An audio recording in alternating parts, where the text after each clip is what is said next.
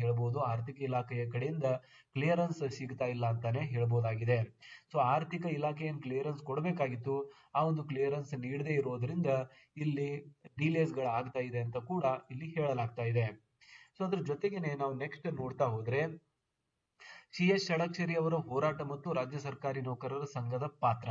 So basically ನಮ್ಗೆಲ್ಲರೂ ಕೂಡ ಗೊತ್ತು, CS Shadakshari ಅವರು ಯಾವಾಗಿಂದ ಕರ್ನಾಟಕ ರಾಜ್ಯ ಸರ್ಕಾರಿ ನೌಕರರ ಸಂಘದ ಅಧ್ಯಕ್ಷರಾಗಿ ಪದಾಧಿಕಾರಿಯಾಗಿ ಒಂದು ತಮ್ಮ ಹುದ್ದೆಯನ್ನು ಅಲಂಕರಿಸಿದ್ದಾರೆ, ಆವಾಗಿನಿಂದ 7ನೇ ವೇತನ ಆಯೋಗ ಆಗಿರ್ಬೋದು, DA ಹೈಕ್ಗಳಾಗಿರ್ಬೋದು, ಅಂಡ್ ಹೆಣ್ಮಕ್ಳಿಗೆ ಅಂದ್ರೆ ಫಿಮೇಲ್ ವರ್ಕರ್ಸ್ಗೆ ಒಂದು ರಜೆಗಳಾಗಿರ್ಬೋದು, ಮೆಟರ್ನಿಟಿ ಲೀವ್ಸ್ಗಳಾಗಿರ್ಬೋದು, ಪ್ಯಾಟರ್ನಿಟಿ ಲೀವ್ಸ್ಗಳಾಗಿರ್ಬೋದು, ಕೇಂದ್ರ ಸರ್ಕಾರಕ್ಕೆ ಸರಿ ಸಮಾನವಾಗಿರುವಂತಹ ವೇತನ ಆಗಿರ್ಬೋದು, EL ಎನ್ಕ್ಯಾಶ್ಮೆಂಟ್ ಆಗಿರ್ಬೋದು.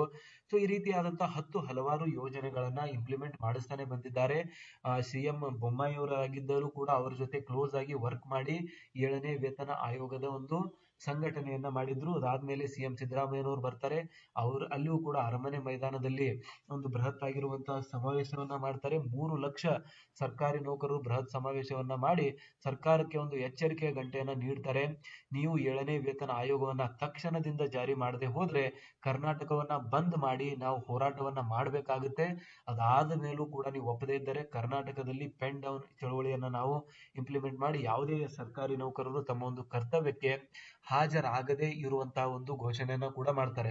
ಅಂಡ್ ಈ ಎಲ್ಲ ಒಂದು ವಿಷಯಗಳನ್ನ ಗಮನದಲ್ಲಿಟ್ಟುಕೊಂಡು ಸರ್ಕಾರವು ಕೂಡ ಈ ಒಂದು ಸರ್ಕಾರಿ ನೌಕರರ ಸಂಘದ ಬೃಹತ್ ಪವರ್ ಅನ್ನ ತಿಳಿದುಕೊಂಡು 7ನೇ ವೇತನ ಆಯೋಗವನ್ನ ಇಂಪ್ಲಿಮೆಂಟ್ ಮಾಡೋದಕ್ಕೆ ಸಜ್ಜಾಗ್ತದೆ. ಮತ್ತು ಬಜೆಟ್ ನಲ್ಲಿ ಹಣವನ್ನ ಕೂಡ ಕ್ರೋಢೀಕರಿಸಿ ಎಲ್ಲವನ್ನೂ ಕೂಡ ಮಾಡಿ 7ನೇ ವೇತನ ಆಯೋಗವನ್ನ ಸರ್ಕಾರಿ ನೌಕರರ ಅಕೌಂಟ್ಗೆ ಫೈನಲಿ ಮುಟ್ಟುವಂತೆ ಮಾಡ್ತಾರೆ. ಇದರ ನಡುವೆ 20% ಇಂಟ್ರಿಮ್ ರಿಲೀಫ್ ಅನ್ನು ಕೂಡ ನೀಡಲಾಗಿರುತ್ತೆ. ಸೊ ಎಲ್ಲವೂ ಕೂಡ ನೋಡಿದ್ದೀವಿ. ಸೊ ಹಾಗಾಗಿ ಸರ್ಕಾರಿ ನೌಕರರ ಸಂಘದ ಅಧ್ಯಕ್ಷರಾಗಿರುವಂತಹ CS ಷಡಕ್ಷರಿ ಅವರ ಒಂದು ಕಾರ್ಯವೈಖರಿಯ ಬಗ್ಗೆ ಯಾವುದೇ ರೀತಿಯಾದಂತಹ ಅನುಮಾನ ಇಲ್ಲ. ಮೊದಲು ಕೂಡ ಒಳ್ಳೆಯ ಒಂದು ಕೆಲಸಗಳನ್ನ ಮಾಡ್ತಾನೆ ಬಂದಿದ್ದಾರೆ, ಮುಂದೆ ಕೂಡ ಮಾಡ್ತಾರೆ ಅಂತ ಇದೆ. ಬಟ್ ಆ ಒಂದು ನಿಟ್ಟಿನಲ್ಲಿ ಎಲ್ಲೋ ಒಂದು ಸರ್ಕಾರಿ ನೌಕರರು ಕೇಳ್ತಾ ಇರುವಂತದ್ದು, ಇಷ್ಟೆಲ್ಲಾ ವರ್ಕ್ ಅನ್ನ ಮಾಡಿದ್ದೀರಾ, ಇಷ್ಟೆಲ್ಲಾ ಒಂದು ಒಳ್ಳೆಯ ಕೆಲಸವನ್ನ ಮಾಡಿದ್ದೀರಾ, ಆದರೆ ನಮ್ಮ ಒಂದು ಪಿಂಚಣಿದಾರರ ವಿಷಯಕ್ಕೆ ಬಂದಾಗ ಯಾಕೆ ಇಷ್ಟು ವಿಳಂಬವನ್ನ ಮಾಡಲಾಗ್ತಾ ಇದೆ, ಯಾಕೆ ಇದ್ರ ಮೇಲೆ ಅಗ್ರೆಸಿವ್ ಸ್ಟೆಪ್ಸ್ ಅನ್ನ ನೀವು ತೆಗೆದುಕೊಳ್ತಾ ಇಲ್ಲ, ಪ್ರಶ್ನೆ ಇಲ್ಲಿ ಸಹಜವಾಗಿ ಬರ್ತಾ ಇದೆ. ಯಾಕೆ CS ಷಡಕ್ಷರಿ ಅವರು ಅಗ್ರೆಷನ್ ಅನ್ನ ತೋರಿಸ್ತಾ ಇಲ್ಲ, ಯಾಕೆ ಸರ್ಕಾರಕ್ಕೆ ನೀವು ಇಂಪ್ಲಿಮೆಂಟ್ ಮಾಡದೆ ಹೋದ್ರೆ ನಾವು ಒಂದು ಬೃಹತ್ ಆಗಿರುವಂತಹ ಹೋರಾಟವನ್ನ ಮಾಡಬೇಕಾಗುತ್ತೆ ಅಥವಾ ಬೃಹತ್ ಆಗಿರುವಂತಹ ಒಂದು ರ್ಯಾಲಿಯನ್ನ ಮಾಡಬೇಕಾಗುತ್ತೆ.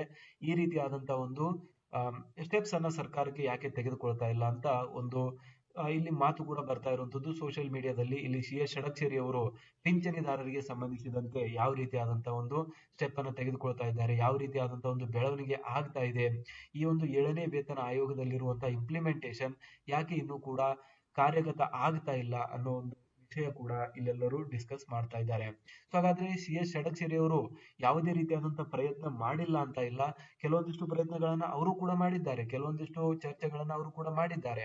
ಸೊ ನಿವೃತ್ತ ಸರ್ಕಾರಿ ನೌಕರರ ಸಂಘದ ಅಧ್ಯಕ್ಷರಾಗಿರುವಂತಹ ಭೈರಪ್ಪನವರು ಕೂಡ ಹಲವಾರು ಸರಿ ಸರ್ಕಾರಿ ನೌಕರರ ಒಂದು ಪಿಂಚಣಿದಾರರ ವಿಷಯಕ್ಕೆ ಸಂಬಂಧಿಸಿದಂತೆ ಈ ಒಂದು ಮಾಹಿತಿಯನ್ನ ಸರ್ಕಾರದ ಮುಂದೆ ಇಡೋದಕ್ಕೆ ಪ್ರಯತ್ನವನ್ನ ಮಾಡಿದ್ದಾರೆ. ಸೊ ಈ ಎಲ್ಲ ಒಂದು ವಿಷಯಗಳಲ್ಲಿ ಯಾವ ರೀತಿಯಾದಂತಹ ಬೆಳವಣಿಗೆ ಆಗಿದೆ ಅಂತ ನಾವು ನೋಡೋದಾದ್ರೆ, ಷಡಕ್ಷರಿ ಅವರ ನಿಲುವು ನಿವೃತ್ತ ನೌಕರರ ಸರ್ಕಾರ ಅವಿಭಾಜ್ಯ ಅಂಗ. 70 ವರ್ಷ ದಾಟಿರುವಂತಹ ಒಂದು ಸರ್ಕಾರಿ ನೌಕರರಿಗೆ 10% ಹೆಚ್ಚುವರಿ ಪಿಂಚಣಿ ನೀಡುವುದು ಕೇವಲ ಆರ್ಥಿಕ ಸಹಾಯವಲ್ಲ, ಅದು ಅವರಿಗೆ ನೀಡುವ ಗೌರವ. ಈ ಬಗ್ಗೆ ಈಗಾಗಲೇ ಮುಖ್ಯಮಂತ್ರಿ ಸಿದ್ದರಾಮಯ್ಯ ಅವರೊಂದಿಗೆ ಹಲವಾರು ಬಾರಿ ಸುತ್ತಿನ ಒಂದು ಮಾತುಕತೆಯನ್ನ ನಡೆಸಲಾಗಿದೆ ಎಂದು ಅವರು ಇತ್ತೀಚಿನ ಸಭೆಗಳಲ್ಲಿ ಹೇಳಿದ್ದಾರೆ. ಸೊ ನೋಡಿ, ಯಾವುದೇ ರೀತಿಯಾದಂತಹ ಸ್ಟೆಪ್ಸ್ ಅನ್ನ ತೆಗೆದುಕೊಂಡಿಲ್ಲ ಅಂತ ಇಲ್ಲ. ಆಲ್ರೆಡಿ CS ಷಡಕ್ಷರಿ ಅವರಿಗೂ ಕೂಡ ಗೊತ್ತಿದೆ ಈ ಒಂದು ಪ್ರಾಬ್ಲಮ್ ಆಗ್ತಾ ಇರುವಂತದ್ದು. ರಾಜ್ಯದಲ್ಲಿ ಪಿಂಚಣಿದಾರರಿಗೆ 70 ವರ್ಷ ದಾಟಿರುವಂತಹ ಒಂದು ಪಿಂಚಣಿದಾರರಿಗೆ ಸಿಗಬೇಕಾಗಿರುವಂತಹ 10% ಹೆಚ್ಚಿನ ಪಿಂಚಣಿ ಸಿಗ್ತಾ ಇಲ್ಲ. ಇದಕ್ಕೆ ಸಂಬಂಧಿಸಿದಂತೆ ಹಲವಾರು ವಿಷಯಗಳಿಗೆ ಹಲವಾರು ಸುತ್ತಿನ ಒಂದು ಮಾತುಕತೆಗಳನ್ನ ಆಲ್ರೆಡಿ ಮಾಡಲಾಗಿದೆ. CM ಸಿದ್ದರಾಮಯ್ಯನವರೊಂದಿಗೆ ಅವರು ಆಲ್ರೆಡಿ ಡಿಸ್ಕಷನ್ ನ ಮಾಡ್ತಿದ್ದಾರೆ ಅಂತ ಹೇಳ್ತಿದ್ದಾರೆ. ಸೊ ಹಾಗಾಗಿ ರಾಜ್ಯ ಸರ್ಕಾರಿ ನೌಕರರು ಇದರಲ್ಲಿ ಯಾವುದೇ ರೀತಿಯಾದಂತಹ ಒಂದು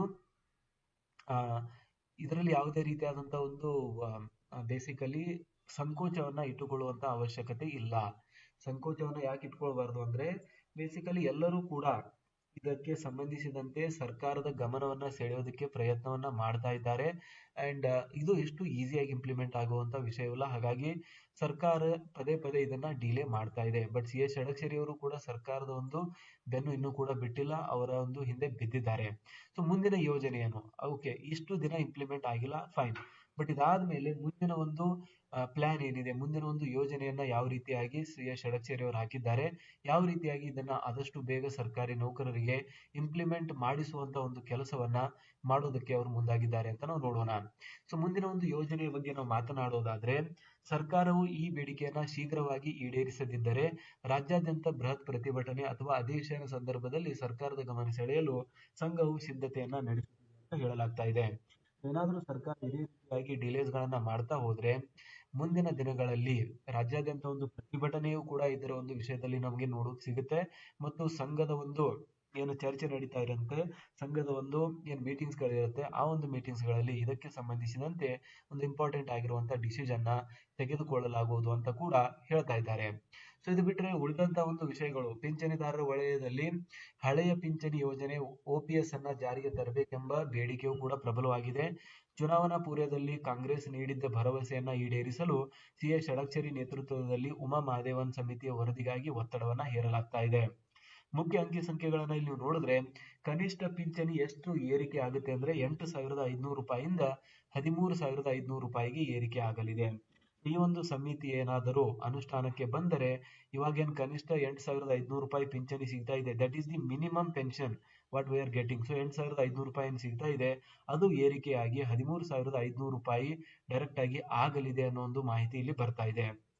ಅದ್ರ ಜೊತೆಗೇನೆ ಗರಿಷ್ಠ ಪಿಂಚಣಿಯ ಒಂದು ಲಿಮಿಟ್ ಕೂಡ ಇತ್ತು. ಮೊದಲು 73,000 ಏನೋ ಇತ್ತು, ಬಟ್ ಇವಾಗ 1,20,000ಕ್ಕೆ ಏರಿಕೆ ಆಗಲಿದೆ ಅಂತ ಕೂಡ ಹೇಳಲಾಗ್ತಾ ಇದೆ. ಗರಿಷ್ಠ ಪಿಂಚಣಿಯ ಒಂದು ಲಿಮಿಟ್ ಕೂಡ 1,20,000ಕ್ಕೆ ಏರಿಕೆ ಆಗಲಿದೆ ಅಂತ ಹೇಳ್ತಿದ್ದಾರೆ.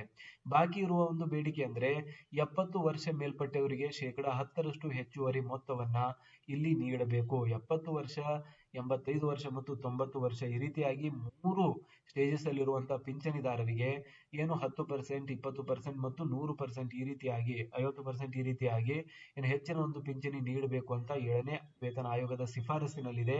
ಆ ಒಂದು ವಿಷಯಕ್ಕೆ ಸಂಬಂಧಿಸಿದಂತೆ ಕೂಡ ಸರ್ಕಾರಿ ನೌಕರರು ಕಂಟಿನ್ಯೂಸ್ ಆಗಿ ಸರ್ಕಾರದ ಒಂದು ಗಮನವನ್ನ ಸೆಳೀತಾ ಇದ್ದಾರೆ. ಸೊ ಇಲ್ಲಿ ನೋಡ್ತಾ ಇರುವಂತದ್ದು ನಿವೃತ್ತರ ನೌಕರರ ನಿರೀಕ್ಷೆ ಏನಿದೆ. ಹಾಗಾದ್ರೆ ಫೈನಲಿ ನಿವೃತ್ತ ನೌಕರರು ಏನನ್ನ ಬೇಡಿಕೆ ಮಾಡ್ತಾ ಇದ್ದಾರೆ, ಏನ್ ಎಕ್ಸ್ಪೆಕ್ಟ್ ಮಾಡ್ತಾ ಇದ್ದಾರೆ ಅಂತ ನಾವು ನೋಡೋದಾದ್ರೆ, ನಿವೃತ್ತ ನೌಕರರು ತಮ್ಮ ಬದುಕಿನ ಸಂಧ್ಯಾ ಕಾಲದಲ್ಲಿ ಗೌರವಯುತವಾಗಿ ಬಾಳಲು ಈ ಪಿಂಚಣಿ ಹೆಚ್ಚಳ ಅಗತ್ಯ.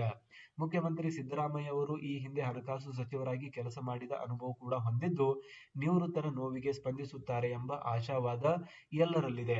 ಏನಕಂದ್ರೆ ಹಣಕಾಸು ಇಲಾಖೆಯ ಮುಖ್ಯ ಒಂದು ಮಂತ್ರಿಗಳಾಗಿಯೂ ಕೂಡ, ಆರ್ಥಿಕ ಇಲಾಖೆಯ ತಜ್ಞರಾಗಿಯೂ ಕೂಡ ಅವರು ಮೊದಲು ಕೆಲಸ ಮಾಡಿದ್ದಾರೆ. ಸೊ ಹಾಗಾಗಿ ನಿವೃತ್ತರಿಗೆ ಆಗ್ತಾ ಇರುವಂತಹ ತೊಂದರೆಗಳ ಬಗ್ಗೆ ಸಿಎಂ ಸಿದ್ದರಾಮಯ್ಯನವರಿಗೂ ಕೂಡ ಒಂದು ಒಳ್ಳೆ ರೀತಿ ಕರ್ನಾಟಕ ರಾಜ್ಯದ ಆಡಳಿತ ಯಂತ್ರದ ಬೆನ್ನೆಲುಬಾಗಿ ದಶಕಗಳ ಕಾಲ ಸೇವೆ ಸಲ್ಲಿಸಿ ನಿವೃತ್ತರಾದ ಲಕ್ಷಾಂತರ ಹಿರಿಯ ನಾಗರಿಕರು ಇಂದು ತಮ್ಮ ಹಕ್ಕುಗಳಿಗಾಗಿ ಸರ್ಕಾರದ ಕಡೆಗೆ ಚಾತಕ ಪಕ್ಷಿಯಂತೆ ಕಾಯುತ್ತಿದ್ದಾರೆ. ಮುಖ್ಯಮಂತ್ರಿ ಸಿದ್ದರಾಮಯ್ಯ ಅವರ ನೇತೃತ್ವದ ಸರ್ಕಾರವು 7ನೇ ವೇತನ ಆಯೋಗದ ವರದಿಯನ್ನು ಜಾರಿಗೊಳಿಸುವುದಾಗಿ ಭರವಸೆ ನೀಡಿದ್ದರೂ ನಿವೃತ್ತ ನೌಕರರಿಗೆ ಸಂಬಂಧಿಸಿದ ಹಲವು ಪ್ರಮುಖ ಶಿಫಾರಸುಗಳು ಇನ್ನೂ ಕಡತಗಳಲ್ಲೇ ಉಳಿದುಕೊಂಡಿವೆ. ಇದರಲ್ಲಿ ಪ್ರಮುಖವಾದುದು 70 ವರ್ಷ ದಾಟಿದ ನಿವೃತ್ತ ನೌಕರರಿಗೆ ನೀಡಬೇಕಾದ ಶೇ 10% ಹೆಚ್ಚುವರಿ ಪಿಂಚಣಿ. 7ನೇ ವೇತನ ಆಯೋಗದ ಭರವಸೆ ಮತ್ತು 10% ಪಿಂಚಣಿ ಹೆಚ್ಚಳದ ಹಿನ್ನೆಲೆ ಮಾಜಿ ಮುಖ್ಯ ಕಾರ್ಯದರ್ಶಿ ಸುಧಾಕರ್ ರಾವ್ ನೇತೃತ್ವದ 7ನೇ ರಾಜ್ಯ ವೇತನ ಆಯೋಗವು ತನ್ನ ವರದಿಯಲ್ಲಿ ನಿವೃತ್ತ ನೌಕರರ ಹಿತದೃಷ್ಟಿಯಿಂದ ಹಲವಾರು ಮಹತ್ವದ ಶಿಫಾರಸುಗಳನ್ನು ಮಾಡಿತ್ತು. ಶಿಫಾರಸು 70 ರಿಂದ 80 ವರ್ಷ ವಯಸ್ಸಿನ ಪಿಂಚಣಿದಾರರಿಗೆ ಮೂಲ ಪಿಂಚಣಿಯಲ್ಲಿ ಶೇ 10% ಹೆಚ್ಚುವರಿ ಮೊತ್ತವನ್ನು ನೀಡಬೇಕು.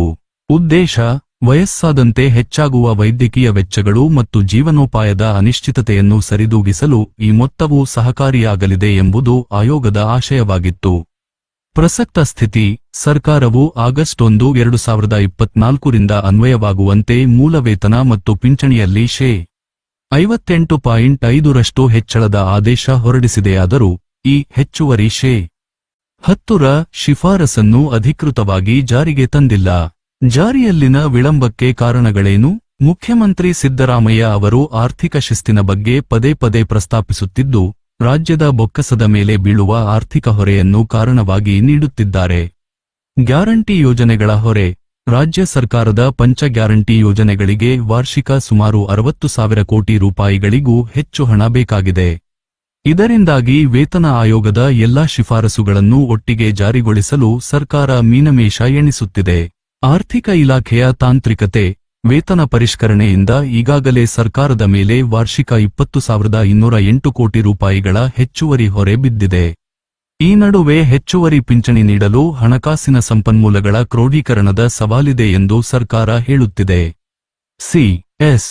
ಷಡಾಕ್ಷರಿ ಅವರ ಹೋರಾಟ ಮತ್ತು ರಾಜ್ಯ ಸರ್ಕಾರಿ ನೌಕರರ ಸಂಘದ ಪಾತ್ರ. ರಾಜ್ಯ ಸರ್ಕಾರಿ ನೌಕರರ ಸಂಘದ ಅಧ್ಯಕ್ಷರಾದ ಸಿ.ಎಸ್.